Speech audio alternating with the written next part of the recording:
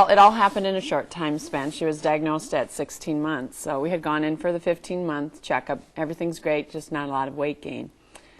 And about a month later, in a 2-week time span, she just started drinking excessively. And at that time, she was in diapers and she was sleeping through the night fine, and she would wake up just drenched. So we were backtracking a lot on things. So we started, just going, what's going on? And started asking a few people, do kids this young get diabetes? Started thinking about it, but we kept saying, oh, it's probably just infection or something weird happening. But by the end of 2 weeks, she had gotten every classic symptom you could have and ended up in the emergency room. Just remember at work, Kathy came up to me. She pulled out a sheet off the internet and said all the symptoms of diabetes. And we'd go, 1, 2, 3, but she hasn't thrown up uncontrollably yet. And she did. and that was the final clincher. So it's like hitting a brick wall. You went from your everyday life to bam. Even though we didn't have diabetes in our family, I knew about the symptoms. So, as you started going through it all, we both knew in the back of our mind what we had going in. So I think part of us were prepared for being told it. But, still when you're told it, you just kind of go, my perfect child. So. What's she going to be in the future? And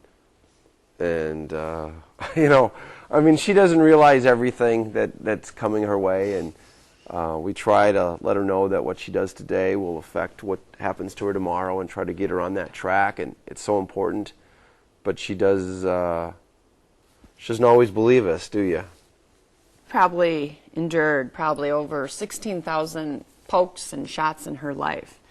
So you just want to see either even if it's not a cure, just the technology out there that provides them, different opportunities, maybe not to have to take a shot or not to have to do their blood glucose by poking.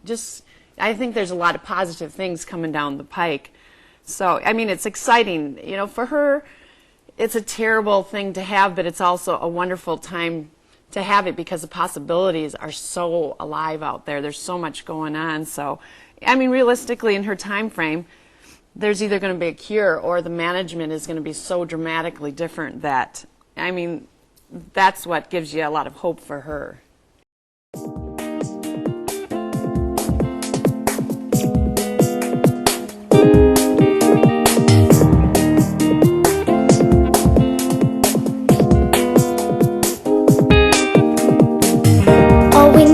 A little help, a little faith, a lot of love.